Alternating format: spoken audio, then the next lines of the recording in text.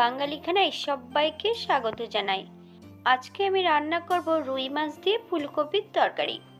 আপনারা তো অনেকভাবে রুই মাছ দিয়ে ফুলকপির তরকারি রান্না করে খেয়েছেন। একবার আমার মতন করে সহজ পদ্ধতিতে আপনিও শিখে নিতে পারবেন ছোট ছোট টিপস সহ। তবে আজকে আমি ফুলকপি দিয়ে রুই মাছ রান্না করব। তেল মশলার পরিমাণ খুবই কম। সম্পূর্ণ ঘরে থাকা উপকরণ দিয়ে আপনারা এই রান্নাটা খুব সহজে করে নিতে পারবেন। তবে আমার বাড়িতে কিভাবে রুই মাছ দিয়ে আলু দিয়ে ফুলকপি দিয়ে এত তেল কম মশলায় রান্না হলো, চলুন সেটা একবার দেখে নেওয়া যাক ভিডিওর মাধ্যমে। এখানে আমি 4 পিস দেশি রুই মাছ নিয়ে নিয়েছি। মাছগুলোকে বেশ পরিষ্কার করে ধুয়ে রেখেছি। বেশ কিছুটা কাঁচা লঙ্কা আর 1 টুকরো চুই ঝাল রেখেছি। মিডিয়াম সাইজের একটা আলু লম্বা লম্বা করে ফালি দিয়ে কেটে নিয়েছি। আর 5 থেকে 6 টুকরো ফুলকপি ঈষদুষ্ণ গরম জলে ভাপিয়ে নিয়েছি। এই পর্যায়ে আমি আলু এবং মাছগুলোনে নুন হলুদ লাগিয়ে নেব আর ফুলকপির গায়ে হলুদ গুঁড়োটা লাগিয়ে নেব। 10 মিনিটের জন্য রেস্টে রেখে দিতে হবে। আপনাদের হাতে যদি বেশি সময় থাকে তাহলে বেশি সময় রেখে দিতে পারেন। 10 মিনিট পর একটা কড়াইতে বেশ কিছুটা সর্ষের তেল অ্যাড করেছি। সামান্য একটু নুন হালকা করে ছড়িয়ে নিতে হবে তেলের মধ্যে, তাহলে মাছ ভাজার সময় কড়াইয়ের নিচটাতে লেগে যাবে না। এই পর্যায়ে মাছগুলো এক এক করে তেলের মধ্যে অ্যাড করব। উল্টিয়ে পাল্টিয়ে বেশ মাছগুলোকে ভালো করে ভেজে নিতে হবে। তবে আপনারা আপনাদের পছন্দ মতন মাছগুলো ভেজে নিতে পারেন।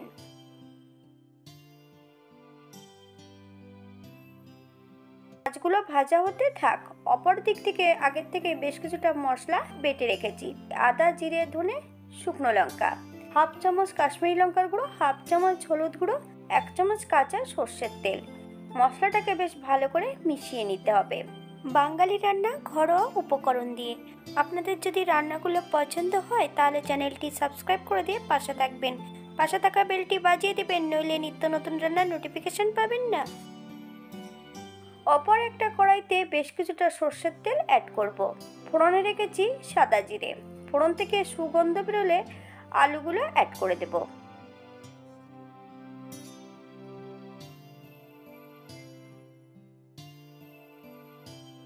এই পর্যায়ে অ্যাড করব কাঁচা লঙ্কাগুলো। বেশ ভালো করে ভেজে নেব।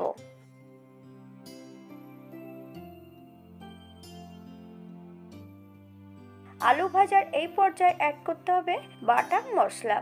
মশলা এবং আলু সহ বেশ ভালো করে ভেজে নিতে হবে। এই পর্যায়ে অ্যাড করব হাফ চামচ লবণ।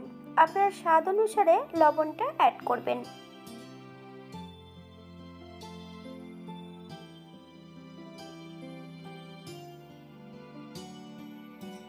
মশলা ভাজার এই পর্যায়ে মশলা ধোয়া বাটি থেকে সামান্য একটু জল অ্যাড করব। 4 থেকে 5 মিনিটের মতো মিডিয়াম আঁচে মশলাটা বেশ ভালো করে কষিয়ে নিতে হবে, অথবা মশলা থেকে যতক্ষণ তেল না ছাড়ছে ততক্ষণ বেশ ভালো করে মশলাটা কষিয়ে নিতে হবে। মশলা কষানোর সময় যদি আলুটা অ্যাড করা হয় তাহলে আলুটা অনেকটা সেদ্ধ হয়ে যায়। মশলা থেকে তেল ছেড়ে দিয়েছে। এই পর্যায়ে অ্যাড করব ভেজে রাখা ফুলকপিগুলো। বেশ মশলা সহ ভালো করে কষিয়ে নিতে হবে। তবে মশলা যত ভালো কষানো হবে তরকারির স্বাদ কিন্তু দ্বিগুণ বেড়ে যাবে। আমি রান্নাটা করছি কিন্তু মিডিয়াম আঁচে। আপনাদের ঘরে যদি চুই ঝাল না থাকে তবে চুই ঝালের পরিবর্তে গোলমরিচ থেতো করে অ্যাড করতে পারেন। তবে গোলমরিচের গুঁড়োটা যদি অ্যাড করেন তাহলে সেটার অন্য স্বাদ হবে কিন্তু। এই পর্যায়ে আমি 1 কাপ গরম জল অ্যাড করব। আপনাদের যতটা গ্রেভির প্রয়োজন আপনারা ততটা জল অ্যাড করবেন। তবে গরম জল অ্যাড করলে সবজিগুলো সেদ্ধ হবে কিন্তু সমানভাবে। তরকারির স্বাদও কিন্তু দ্বিগুণ থাকবে। 4 থেকে 5 মিনিটের মতো মিডিয়াম আঁচে রান্না করে নিতে হবে। 5 মিনিট পর এই পর্যায়ে আমি সম্পূর্ণ মাছগুলো অ্যাড করে দেব। হালকা হাতে নেড়ে চেড়ে সেট করে দিতে হবে।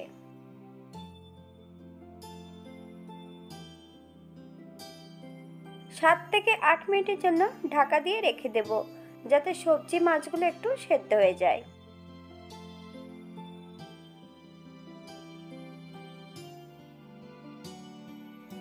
8 মিনিট পর এই পর্যায়ে অ্যাড করব 1 চামচ গরম মশলা বাটা।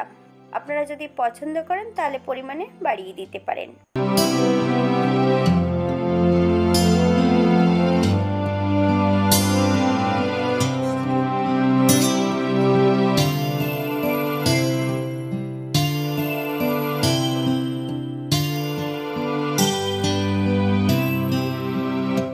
যদি ধনেপাতা কুচি পছন্দ করেন তাহলে এই পর্যায়ে অ্যাড করতে পারেন।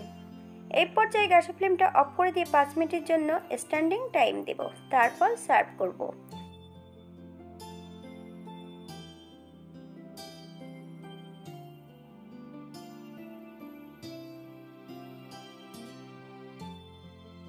আপনারা যদি পেঁয়াজ রসুন পছন্দ করেন তাহলে অ্যাড করতে পারেন। না, এটা দেখতে যেমন ভারী সুন্দর হচ্ছে, এটা খেতে কিন্তু অসম্ভব ভালো। আপনারা বাড়িতে একবার একই পদ্ধতিতে বানিয়ে নেবেন।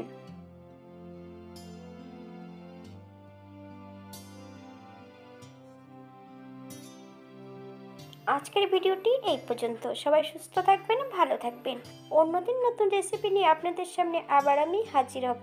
নতুন ও পুরনো সকল বন্ধুদের অসংখ্য ধন্যবাদ ভিডিওটি দেখার জন্য। হাতে যদি সময় থাকে তাহলে একটা লাইক, কমেন্ট, শেয়ার করবেন। আর যারা নতুন আছেন তারা প্লিজ চ্যানেলটি সাবস্ক্রাইব করে এগিয়ে নিয়ে যান।